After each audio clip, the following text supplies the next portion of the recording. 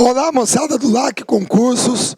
Tudo bem, pessoal? Professor Marcelo para mais uma aula de Geografia do Brasil com vocês. Como eu disse na minha aula no finalzinho de Imigração Estrangeira, dando continuidade à Geografia Humana, eu vou pegar População Economicamente Ativa, IDH, e o coeficiente de Gini, para repassar isso aqui com vocês. Tá certo? Então vamos tocar o barco, vamos lá. Pessoal, é o seguinte... Quando a gente fala de estrutura ativa ou estrutura ocupacional, você tem vários conceitos, certo? Você tem, por exemplo, população em idade ativa, que é a PIA, você tem os inativos, você tem a população efetivamente empregada, certo? Mas aqui eu só coloquei a população economicamente ativa, certo? O que é a população economicamente ativa? Pessoal, população economicamente ativa é todo contingente populacional que exerce uma atividade remunerada ou está à procura de emprego. Marcelo, mas peraí, cara, o cara está à procura de emprego, ele é ativo. Meu caro, presta bem atenção. Eu sei que é uma situação complicada, porque... Deixa eu falar assim, vamos lá. Muitas vezes você está andando, indo para o trabalho, certo? Logo de manhã, umas 8 horas da manhã, por aí. Eu sei que, claro, todo mundo vai mais cedo, eu também. Mas só para dar um exemplo. E de repente você está dentro do ônibus, você está dentro do carro e tal, e de repente você passa na frente de um boteco, 8 horas da manhã, tá lá uns caras tomando cerveja. Ou 2 da tarde, tomando cerveja, jogando sinuca. A reação de muita gente quando vê isso é falar aquela velha história. Aí...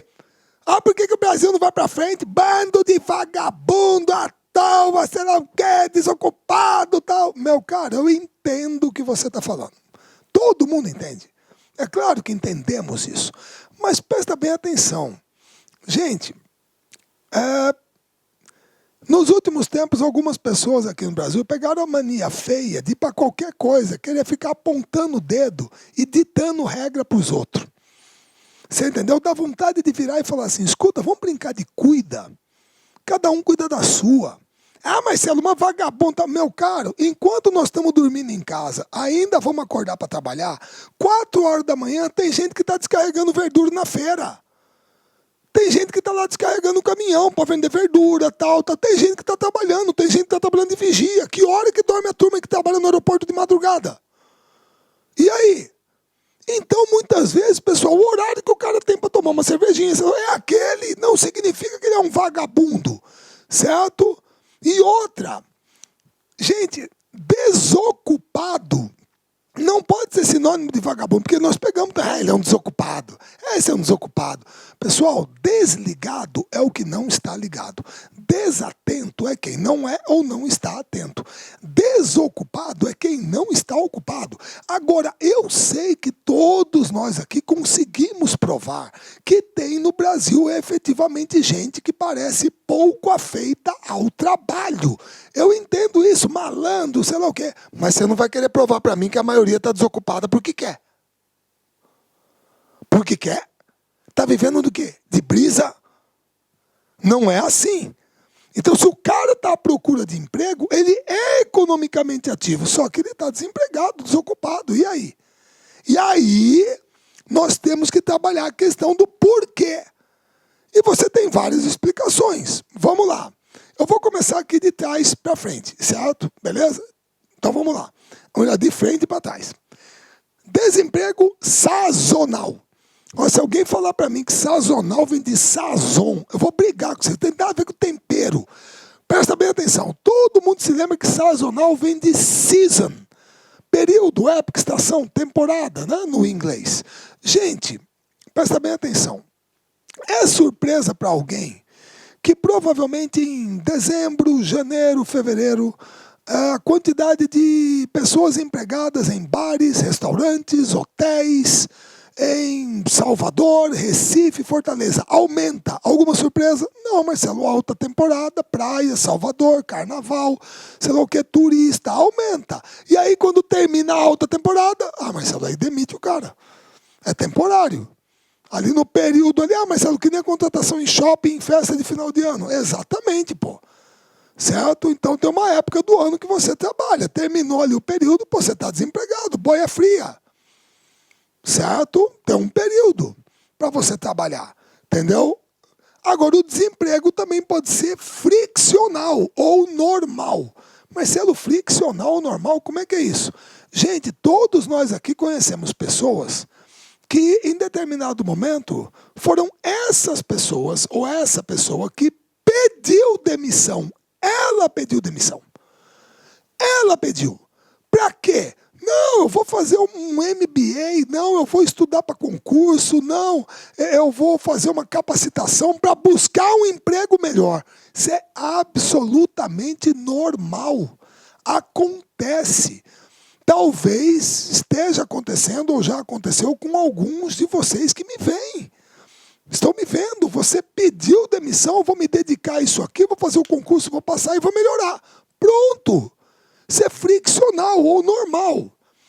Aí você pode ter o desemprego conjuntural, que depende do quê? Ora, Marcelo, da conjuntura econômica. Se a economia vai bem, o desemprego cai. Agora, se a economia vai mal, qual é a primeira coisa que as empresas fazem para cortar gasto? Demite funcionário. E, finalmente, você tem o desemprego estrutural. Pessoal, o desemprego estrutural eu gosto de abordar de duas maneiras. Primeira, o desemprego estrutural, coisa mais normal dele, é o ser humano ser substituído pela máquina. Certo? Hoje tem muita coisa dentro de tecnologia da informação, muita coisa que está acontecendo. Por exemplo, quando às vezes você liga para fazer uma reclamação na sua empresa de TV a cabo ou na sua empresa de telefonia, você não tem a clara sensação que você está sendo atendido por uma máquina? Cadê a pessoa que antes fazia aquele serviço? Já foi. E cadê aquele metalúrgico que fazia solda de chassi de carro? Agora é tudo robô. É estrutural, você foi substituído pela máquina. Perdão, agora existe uma outra vertente que eu também gosto de abordar do desemprego estrutural. Qual é? A não qualificação da mão de obra. Meu caro, hoje, se você não tem qualificação, você está fora do mercado.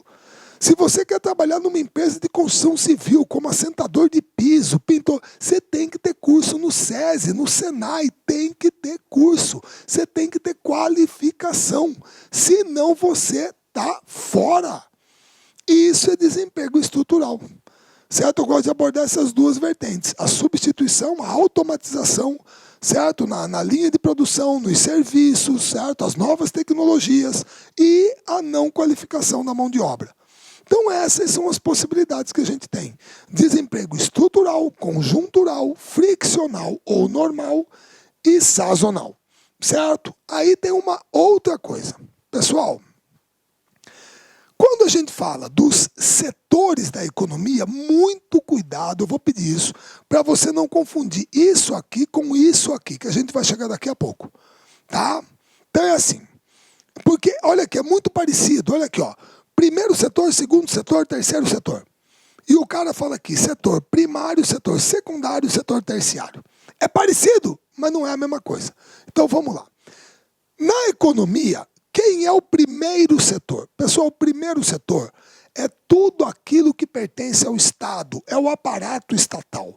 Seja nas três esferas, municipal, estadual e federal. E nos três poderes, executivo, legislativo e judiciário. Certo? É todo o aparato estatal. E como você sabe muito bem, tem uma coisa, esquece as empresas de economia mista. Tem uma coisa que o Estado não busca na economia, não é função do Estado. O quê? Marcelo, não é função do Estado ter lucro. O Estado não busca o lucro. Não busca. Certo? Não é função dele. Entendeu? O Estado é uma estrutura política, jurídica, administrativa que procura harmonizar a vida em sociedade, certo? Normatizar a vida em sociedade, legitimado pelos cidadãos, pelo menos o executivo, o legislativo, o judiciário está precisando melhorar, certo? Mas, é minha opinião. Agora, é o Estado, é o aparato estatal. Tá? Muito bem. Quem é o segundo setor? Pessoal, o segundo setor é a iniciativa privada. É a iniciativa privada, certo? É a iniciativa privada que busca na economia, na atividade econômica, o quê?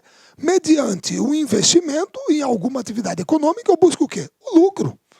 Eu tenho por objetivo buscar o lucro. E até parece que alguém é contra isso. Eu vou ser contra. Pelo amor de Deus, desculpa, não sou hipócrita, que o LAC presta um serviço e busca lucro. Isso é óbvio. Então, quem vai ser contra? Agora, o que não é muito ético é você buscar o lucro dando prejuízo ao outro. Isso não é muito ético. Dentro de uma ética no sistema capitalista, buscar o lucro. Maravilha, o segundo setor, a iniciativa privada. Aí, quem é o terceiro setor? Pessoal, o terceiro setor são instituições, entidades juridicamente constituídas, de natureza particular, privada, certo? Mas que não buscam o lucro. Não buscam. Ou seja, Associação de Pais e Amigos dos Excepcionais, Fundação Pestalozzi, Associação dos Amigos da Criança com Câncer, Cruz Vermelha, eles não buscam o lucro. Não buscam o lucro. Eles são o terceiro setor.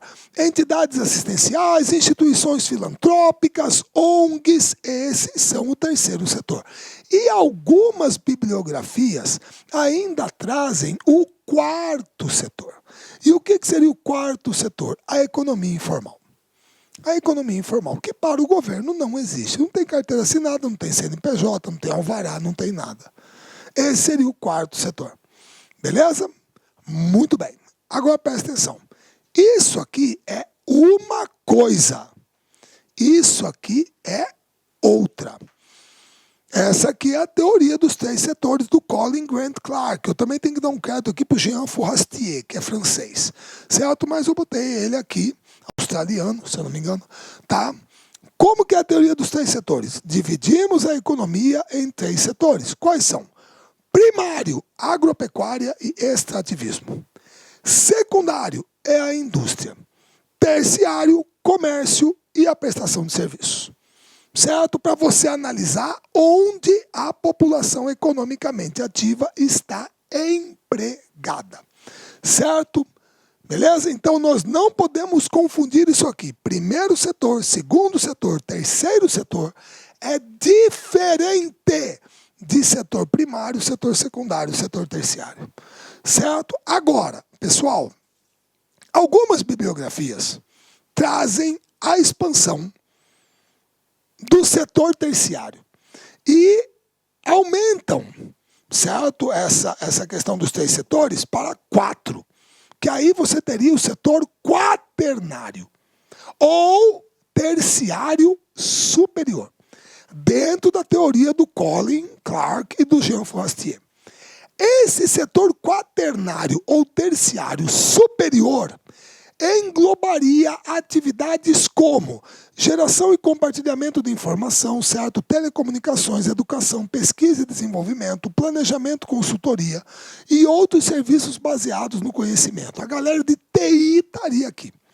TI, certo? Telecom, TI. Então esse seria o terciário superior ou quaternário. Então é uma nova abordagem dessa teoria dos três setores. Não significa que ela vai ser totalmente, mas é uma abordagem. Assim como o pessoal também fala que o terciário inferior é a economia informal, certo? Eu vou chegar lá. Isso aqui é a distribuição da população economicamente ativa do Brasil por setores de 40, até eu peguei o mais recente que eu consegui achar, 2009, certo? Alguma surpresa? Não. Em 1940, o Brasil era um país eminentemente rural. O Brasil tinha acabado de sair do ciclo do café. Eminentemente rural. A maioria da população era rural. Então o setor primário era o que mais empregava. Certo? Depois veio o setor terciário, comércio e prestação de serviço. E por último, o secundário, a indústria. A nossa industrialização na época já existia, mas ainda era incipiente em termos de comparação global. Beleza? Muito bem. Aí, ao longo do tempo, o que foi acontecendo? Pessoal, eu costumo falar que numa relação de causa e efeito, não é urbanização que provoca industrialização. Industrialização acelera a urbanização. Então, o que aconteceu? O Brasil foi se industrializando, se urbanizando, as cidades crescendo, e aí, com a população majoritariamente urbana, vindo mais para a cidade e tal, pelo amor de Deus, gente, o setor de serviços começou a crescer. Porque veja bem, pessoal, imagine você andar numa avenida como a Paulista, como a Nossa Senhora do Copacabana, certo? Beleza? Imagina a quantidade de comércio, prestação de serviço, shopping que você encontra ali. Então a urbanização traz isso. Então o setor terciário começou a crescer. E o que nós tivemos com a urbanização? Êxodo rural, mecanização agrícola, certo? Melhor qualidade de vida na cidade. A população começou a sair do campo, vir para a cidade, certo? Começou a diminuir o setor primário caindo. E na década de 70, pela primeira vez na história, o setor terciário ultrapassa o primário. Ultrapassa o primário, certo? Isso na década de 70. E ele passa a ser o maior empregador do Brasil. Ô Marcelo, e por que a indústria não foi? Cara, a indústria ela estava vindo bem.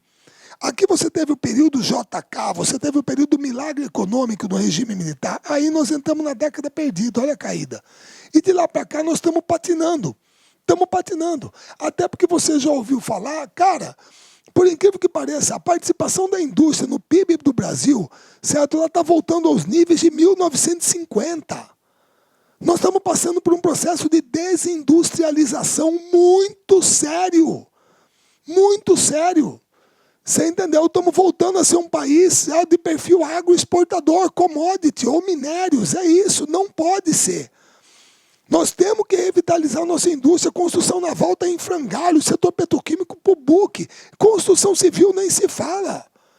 Certo? Então, por incrível que pareça, o secundário demorou mais, mas ele conseguiu ultrapassar o setor primário aqui nos anos 90, começo do século XXI.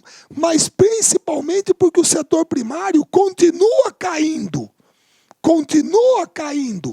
Não porque o secundário tenha crescido vertiginosamente. A indústria está estagnada. Mas é porque o primário continua caindo e o terciário ainda experimenta algum crescimento. Devido à urbanização, à expansão das atividades desse setor.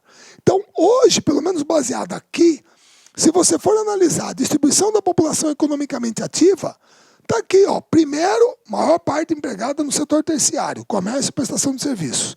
Depois, o setor secundário e depois o setor primário. Agora, hoje, 2018, se nós tivéssemos como levantar dados assim, sabe, bem frescos, eu tenho um temor que essa população empregada no setor secundário esteja empatada ou menor que no setor primário. Devido a essa crise violenta que nós estamos passando na indústria. Tá? Porque o agronegócio ainda está segurando as pontas. Eu moro num estado, Mato Grosso, que tem uma agropecuária muito forte e o agronegócio ainda conseguiu crescer. Tá? Agora, o setor de serviços e a indústria dentro do ambiente urbano, principalmente nos grandes centros, lá para baixo. Mas a divisão, o que nós temos aqui, os dados, é essa. Terciário, secundário, primário. E aqui você tem uma evolução ao longo do tempo. Uma evolução ao longo do tempo. Um crescimento vertiginoso, absurdo do setor terciário. Inclusive, esse crescimento faz com que surja uma expressão muito conhecida. Hipertrofia do setor terciário. Tá? Que é justamente isso aqui, ó. O setor terciário da economia, tá? Serviços e comércio, beleza? Tá aqui, ó. Por definição, esse setor é tido como aquele que produz os chamados bens intangíveis ou imateriais, serviços, bem como o destino final dos bens produzidos pelos setores primário e secundário, o comércio, beleza? Como exemplo de serviços intangíveis, o que você pode colocar? Atividade bancária, administração pública e privada, trabalho dos professores, dos advogados, vendedores, empresas de seguro. São intangíveis, porque você não tem nada material. Você não está pegando nada material aqui, é uma aula. Certo? Beleza? Então, essa definição de comércio e serviço é muito abrangente.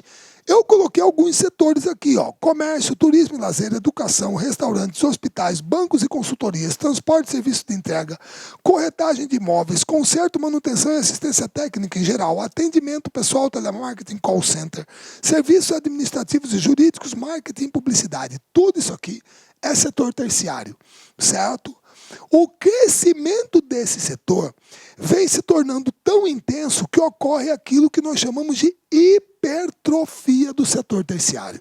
Não se esqueça que quando a pata do cachorro atrofia, ela encolheu. Hipertrofia é um crescimento exagerado, certo? Beleza? E esse crescimento desordenado e não sustentável está ocorrendo na área de serviços e comércio. A principal consequência desse fenômeno é o crescimento da atividade informal, que é a chamada economia subterrânea. Essa atividade informal é o chamado terciário inferior, onde você tem o trabalho informal de baixa produtividade, que geralmente absorve mão de obra em momentos de alto desemprego e consequente excesso de oferta de mão de obra, que é o que nós estamos vivendo. Por quê? Olha só, a economia informal do Brasil superava o PIB da Argentina em 2009, 578 bilhões de reais. É muito dinheiro. Só que naquele momento, 2013, o emprego formal no país tinha crescido 65%, que era extremamente positivo. Carteira assinada, um salário mais alto, contribuindo para a Previdência, ótimo. O problema é que agora, 2018, fevereiro, informalidade cresce e chega a 38% no sudeste do país. Nós estamos voltando no ciclo. Aqui, ó. Trabalho sem carteira assinada e por conta própria, pela primeira vez, supera o emprego formal em 2017. Aponta o IBGE. Certo? E olha que maravilha. Trabalhadores nas calçadas, 230 mil, beleza? Em São Paulo, 2014. Quantos são agora? 286 mil. Pessoal, são 56 mil pessoas. É mais que um Allianz Parque, mais que um Itaquerão lotado de gente na rua trabalhando por conta própria. Camelô. Olha na Bahia, Rio de Janeiro, em todos os lugares. A população pulou de 1.494 para 1.696, 200 mil pessoas a mais nessas 3 cidades. No Brasil, perdão. O que não é bom. Então essa hipertrofia só se agrava. Só se agrava, principalmente em momentos de crise. Porque se o cara não tem qualificação para entrar no mercado de trabalho, ninguém está contratando, a economia em recessão, certo? E despencou agora 0,74% no primeiro trimestre. Para quem achava que ia ter a retomada da economia, nós estamos no fundo do poço. E esse pessoal que não tem qualificação vai fazer o quê?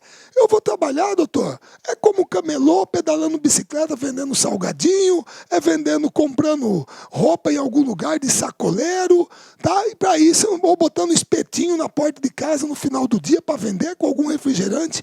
Para isso eu não preciso de qualificação. Certo? E aqui, ó.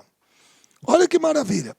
Trabalhador sem carteira ganha 44% a menos que o empregado formal. Certo? Ou seja, isso, moçada, é agora de fevereiro de 2018. Quem tem carteira assinada, moçada, ganha em média R$ 2.090 por mês. Quem trabalha por conta própria informal, R$ 1.179. Certo? E aí você vai falar para mim que é para isso que a reforma trabalhista foi feita, para te ajudar? Para jogar você na informalidade, na terceirização? Olha aqui, ó. Olha o emprego formal, sem carteira assinada, por conta própria, certo? Empregado do setor público, aqui o empregador. E aqui o empregado doméstico, para variar, que é o que ganha menos. E aí? Quer dizer que acabar com a carteira assinada? Não, vai te ajudar o trabalhador. É bem melhor, a terceirização, não, você vai ganhar dinheiro. Vai. Não vai. Não vai. Esse é o rendimento médio do brasileiro. Certo? E aí, ó. 13%. 13.700.000 pessoas. Melhorou? Vocês entenderam? Então, infelizmente, em momentos de crise, é isso que acontece. Você tem a pauperização da classe trabalhadora, o pessoal vem com esse discursinho que tem que cortar direitos para melhorar o ambiente de trabalho. Você acha que vai melhorar? Não vai. E é isso que nós estamos vivendo. Beleza? Além disso, você tem a situação do mercado de trabalho feminino. Hoje, moçada, no Brasil, as mulheres representam mais de 50% da população economicamente ativa. Elas representam isso. No entanto, elas ainda têm alguns problemas. Por exemplo, o rendimento mensal médio das mulheres é 27% inferior ao dos homens. As mulheres, moçada, gostariam de uma resposta objetiva para isso. Por que eu tenho que ganhar quase 30% a menos que um homem para fazer a mesma função? O que ele tem que eu não tenho? O que é? Produtividade, eficiência, pontualidade, comprometimento. O quê? Por que eu tenho que ganhar 30% a menos? Por isso que o setor público tem uma coisa extremamente positiva: isonomia, mesmo cargo, mesmo salário. Perito, perita, escrivão, escrivã, capitão, capitã, promotor, promotora. Qual é a diferença? Agora, muitas mulheres, puxa vida, nós ganhamos quase 30% a menos, isso não é bom, isso não é justo. Também acho. Agora, você quer ver ficar pior, minha cara? Desculpa, dependendo do seu caso, troca a cor da sua pele. Troca a cor da sua pele. Tá? Bota a sua pele mais escura. Entendeu? Aí você vai ver o buraco ser mais embaixo. Porque quando você segmenta as mulheres em brancas e negras, afrodescendentes, essa diferença chega a 92% em média. Pode chegar a 172%. E aí você vai falar para mim que é igual para todo mundo? Que é igual? Como? Não é igual. Não é. Basta você entrar na maioria das casas do Brasil e veja a empregada doméstica. Nas empresas, veja quem está varrendo o pátio, fazendo os serviços gerais de faxina. Dá uma olhada. Alguma surpresa? Não. Para quem saiu da senzala, você esperava o quê? Ah, é meritocracia. Meritocracia no Brasil é sobrenome, doutor. Beleza? Infelizmente tem isso, certo? Inserção marginal no mercado de trabalho. Mulher passa por isso com muito mais frequência. Marcelo, não estou entendendo. Meu caro, você já não percebeu que no Brasil a coisa mais normal do mundo é a empregada doméstica? Se tem uma filha, geralmente ela não começa a trabalhar como babá. Geralmente de alguém da casa, o filho do patrão casou, a filha casou, teve um bebezinho. Se a empregada tem uma filha pequena, vai trabalhar de babá. Começa por aí, já está direcionado. É aquela velha história: para que você quer ser psicóloga? Para que você quer ser engenheira? Não, sua avó foi empregada, sua mãe é empregada, você também tem que ser empregada. Acabou. Por que quer mudar? Sempre foi assim. E ela já entra no mercado de trabalho de uma maneira marginal. Por quê? Porque ela entra à margem da lei. Ou alguém vai querer provar para mim que a maior parte das empregadas no Brasil tem carteira assinada. As babás também. Não. Certo? Outra. Dupla jornada de trabalho. Pessoal, as mulheres trabalham em média, isso é estatístico. Você pode buscar, entrando no professor Google, você vai ver lá. 7 horas e meia por semana a mais que os homens. Coloca isso em um ano. Coloca isso em 30 anos, 25 anos. 7 horas e meia a mais com os afazeres domésticos, todas as coisas que tem que fazer, tomar conta da casa, e aí? Trabalham, certo? E ganham em média menos. Discriminação em processo de recrutamento e seleção. Ainda tem isso. Uma vaga, sobrou um homem e uma mulher. E aí? Não, mulher tem TPM, vai ficar com licença maternidade, vai engravidar. Não, contrata o homem. Tem muita gente que decide assim. Até parece que ela quer o emprego para engravidar, para ficar sem trabalhar. Certo? Todo mundo se lembra, moçada, quando foi aprovado licença maternidade, o empresariado brasileiro, poxa, agora vão 4 meses de férias, 4 meses de licença maternidade, mais um de férias, 5. Beleza, isso, se eu não me engano, foi na Constituição de 88. Eu pergunto para vocês, de lá para cá, a natalidade aumentou ou diminuiu? Diminuiu. Então qual é o argumento que mulher quer ter emprego para engravidar? Só na cabeça tacanha de parte do empresariado brasileiro. E, por último, casos de assédio moral, sexual. Quem que mais sofre com isso? Quem? É mulher. Então, essa é uma situação que as mulheres... São situações que as mulheres enfrentam no mercado de trabalho, com a participação feminina no mercado de trabalho. Tá ok? Gente, aqui eu falei do mercado de trabalho, certo? População economicamente ativa. Agora eu vou para o IDH. Gente, IDH, como todo mundo se lembra, é Índice de Desenvolvimento Humano, certo? É um indicador que procura analisar 3 variáveis. Quais são? Saúde, renda e educação. certo? Esse indicador, ele é administrado pelo PNUD, que é o Programa das Nações Unidas para o Desenvolvimento. E quando se fala no IDH, obrigatoriamente você tem que falar em Mahbub ul Haq, paquistanês, e Amartya Sen, Prêmio Nobel de Economia, indiano. São os caras cabeças do IDH. Se não me engano, esse aqui é o formulador, esse aqui aperfeiçoou o cálculo, alguma coisa assim, mas são os cabeças do IDH, certo? Como eu falei para vocês, o IDH trabalha com saúde, educação e renda. E ele é um indicador que varia de 0 até 1, sendo que quanto mais próximo de 1, melhor. Quanto mais próximo de 0, pior. Muito bem. Pessoal, em 2009, nós aqui no Brasil ficamos muito contentes. Por quê? Porque saiu o IDH daquele ano e o Brasil ficou na 75ª posição. Marcelo, mas você é um cara que se contenta com pouco. Em 75 e você está feliz. Não, deixa eu explicar. O Brasil estava em 75º, mas naquele ano, na hora que saiu o IDH, 2009, o nosso IDH bateu em 0,813. Olha, e daí? E daí que naquela época o IDH ele tinha 3 faixas de classificação. Acima de 0,800 era alto índice de desenvolvimento humano. De 0,600, 0,500, 0,600 até 0,800 era médio. E dali para baixo era baixo. Era isso.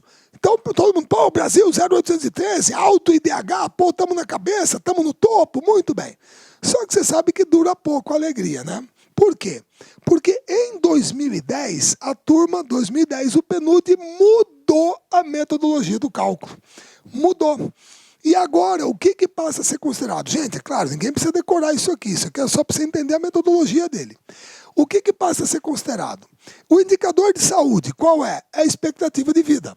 Ao nascer, é o tempo que se espera que você vá viver a partir do momento que você nasce. Qual é o indicador de educação? Anos médios de estudo e anos esperados de escolaridade. Você trabalha com isso. E qual que é a renda? É o PIB per capita por paridade de poder de compra. Certo? Muito bem. E aí teve uma outra modificação. Antigamente, o IDH era dividido em 3 faixas. Alto, médio e baixo. Agora não. Agora o IDH é dividido em 4 faixas. Muito alto, alto, médio e baixo. Então, isso aqui que eu estou mostrando para vocês são as últimas informações que eu tenho. Tá aqui, ó, os últimos dados peguei, tá fresquinho, certo? Muito alto índice de desenvolvimento humano, acima de 0,800. Aqui, ó, botei alguns exemplos para vocês. Depois eu vou mostrar ali. Tá aqui, ó. Primeiro, Noruega. Segundo, Austrália. Segundo, também empatado, Suíça. 10º, Estados Unidos. 38º, Chile. E 45º, a Argentina. Os 2 únicos da América Latina que estão nesse patamar. Muito alto IDH.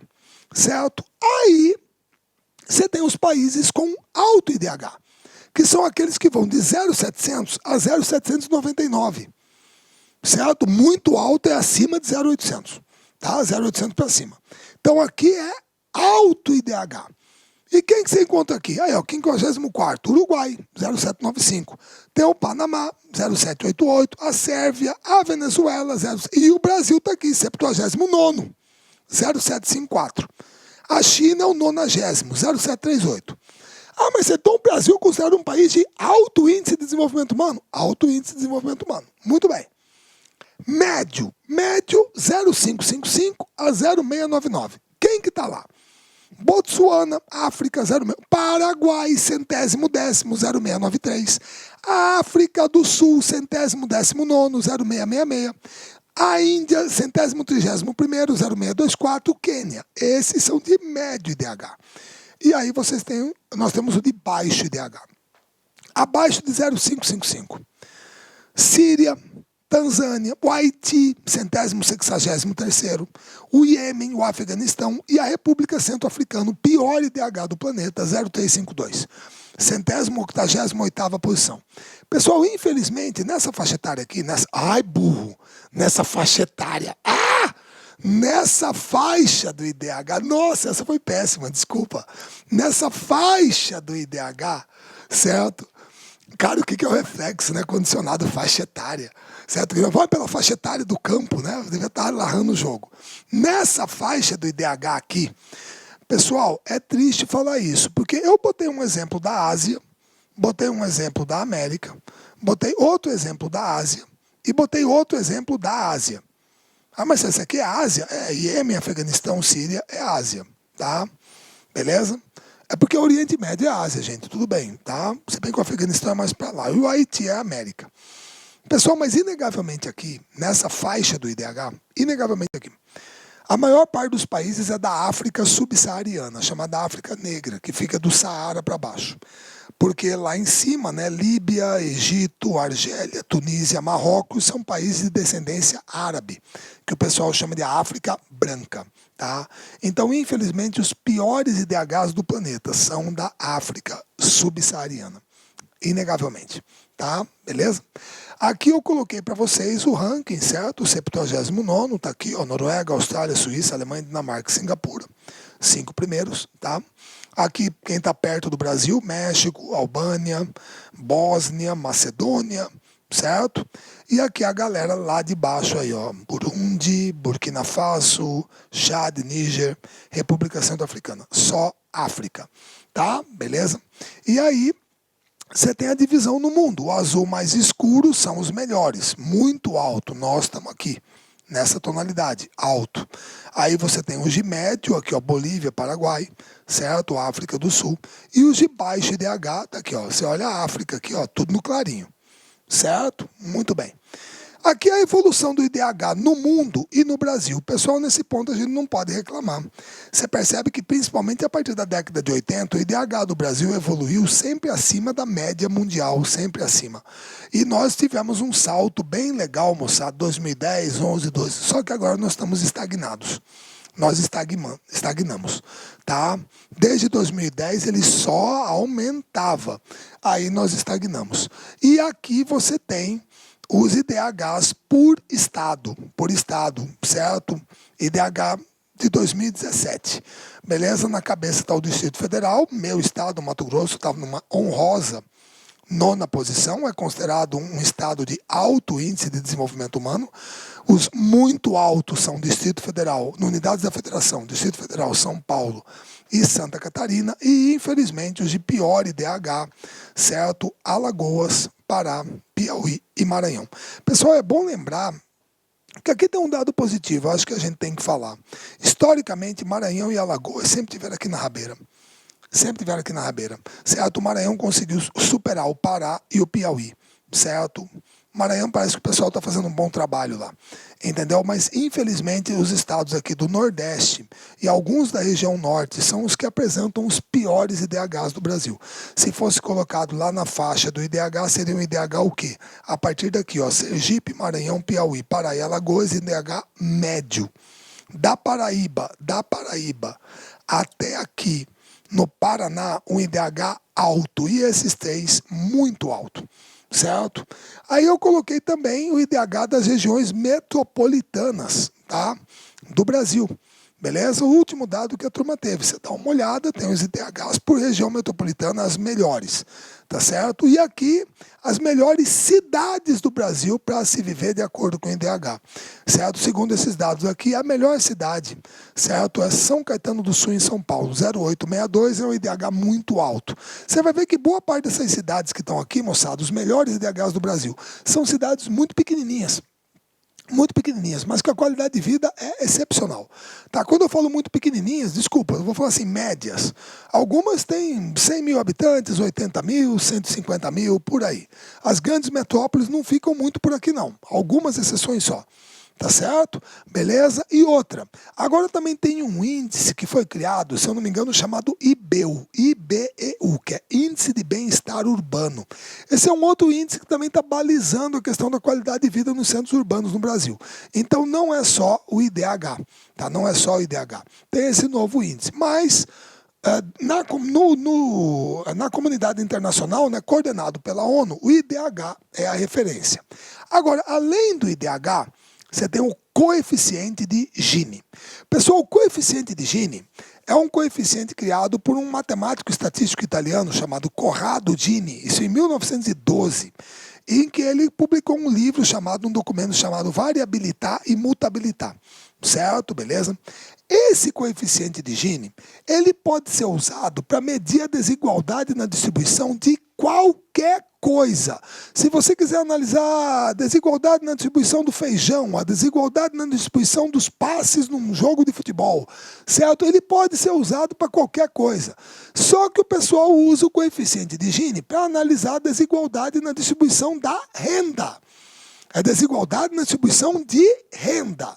Só que ao contrário do IDH, o coeficiente de Gini é assim: quanto mais perto de 1, pior. Quanto mais perto de 0, melhor. Ah, Marcelo, então isso aqui é coisa de louco. Nunca vi algo ser perto de 0 e ser bom. Meu querido, mortalidade infantil 0 é bom. Mas deixa eu explicar isso aqui.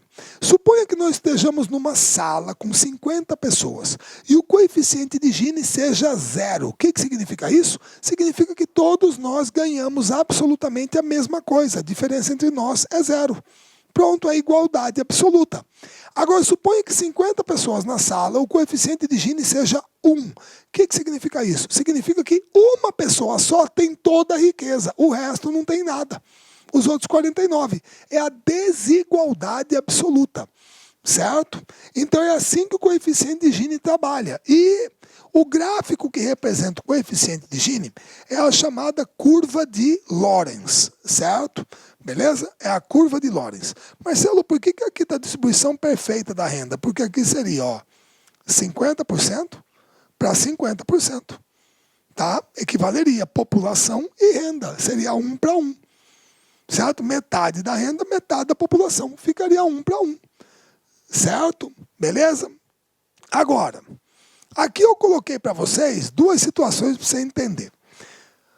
Eu sei que é um dado mais antigo, mas funciona. Aqui você tem os 10% mais pobres, 20% mais pobres, os 20% mais ricos, 10% mais ricos. Então você tem que entender o seguinte, esse 20, 20, 20 é a classe média.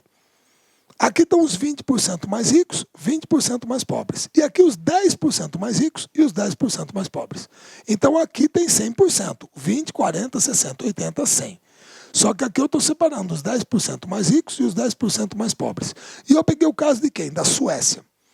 Na Suécia, os 10% mais pobres ficam com 3,7% de toda a renda nacional. Eu vou arredondar para 4, só para facilitar. Os 10% mais ricos ficam com mais ou menos 20% da renda nacional.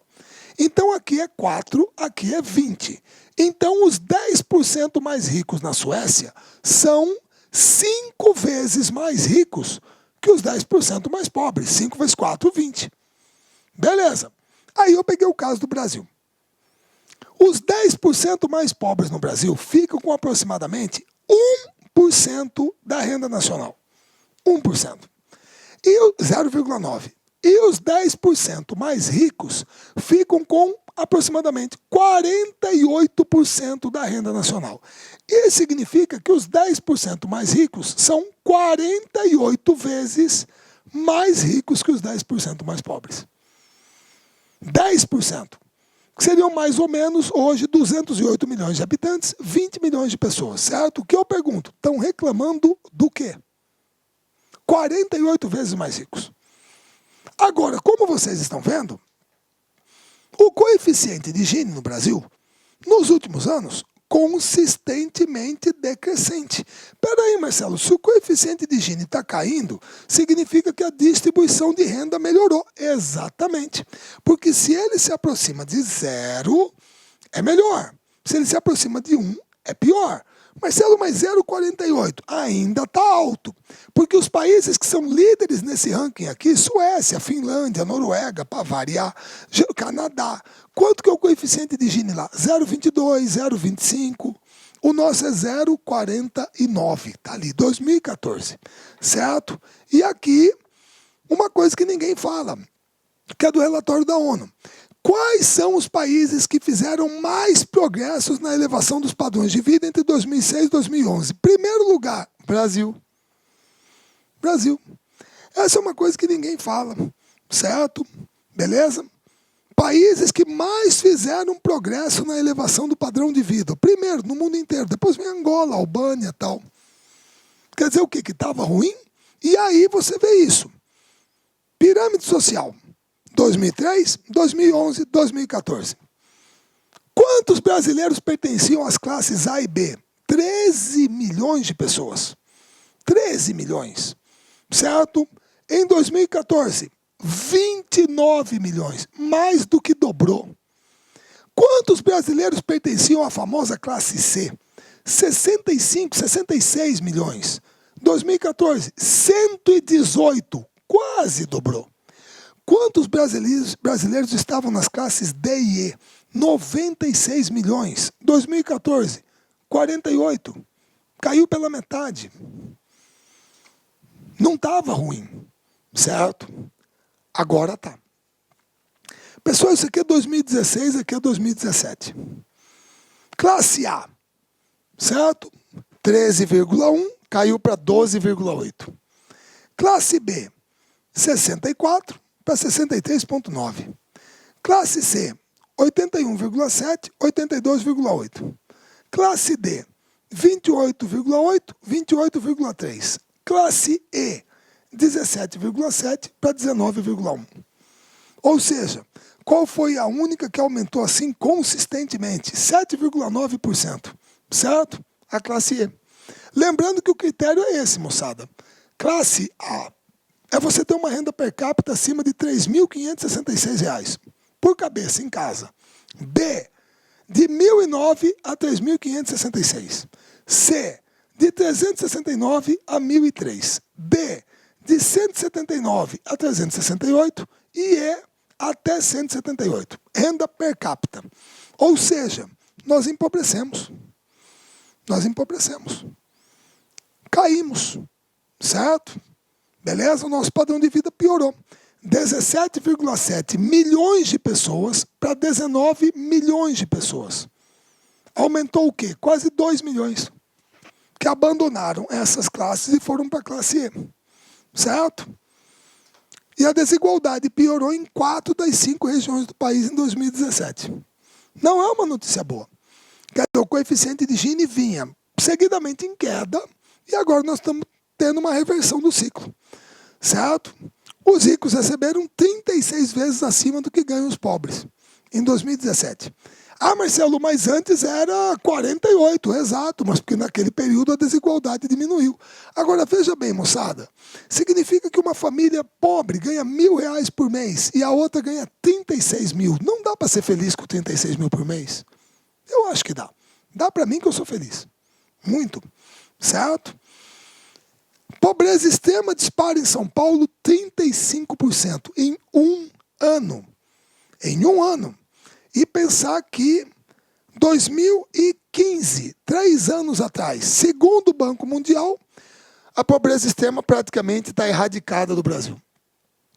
Isso quer dizer o quê, moçada? Que melhorou. Quer dizer que isso aqui é bom. Isso aqui era ruim. Segundo o Banco Mundial, que acredito eu não é nenhuma entidade comunista ou bolivariana, certo? Desculpa falar, né? A turma reclama quando eu falo assim, mas eu não gosto de trabalhar com gente, certo? Ou debater, que não aceita dados, entendeu? Se o cara aceita ou não, o problema é dele, certo? E aqui, a posição no Brasil no último ano. Eu fiquei muito contente do meu estado ser o segundo menos desigual do Brasil. Só perde para Santa Catarina, de acordo com os dados de 2016. Agora, adivinha qual que é o mais desigual do Brasil? Unidade da Federação? Óbvio, é a Ilha da Fantasia, Brasília, Distrito Federal. Você quer lugar mais desigual que aquele? A elite da burocracia federal. Todo mundo ganhando bem pra caramba. E em volta, cidades satélites desse tamanho. Certo? A renda. Então, por incrível que pareça, o Distrito Federal tem o melhor IDH do Brasil, o melhor e a pior distribuição de renda. São os dois extremos. Certo? Beleza? Bom, moçada, população economicamente ativa, IDH e coeficiente de Gini. Trabalhei esses temas com vocês, certo? Aí, em geografia humana, eu acho que nós fechamos, não está faltando mais nada. Tem que pegar o lado econômico agora. Fontes de energia, indústria, agropecuária, esportes. Vamos trabalhar isso aí, para a gente poder fechar a parte de geografia do Brasil. Porque quadro humano, com movimentos, eu acho que já está tudo ok. Certo? E vocês me perdoem, cara, que até agora não saiu da cabeça que é o negócio da faixa etária. Que errata! Olha essa faixa etária do IDH. Foi muito ridícula. Beleza? Prometo que eu não vou repetir outra. Eu não vou mais esquecer desse negócio. Tá bom? Gente, vejo vocês numa próxima aula. Um grande abraço a todos e até lá. Clique-claque.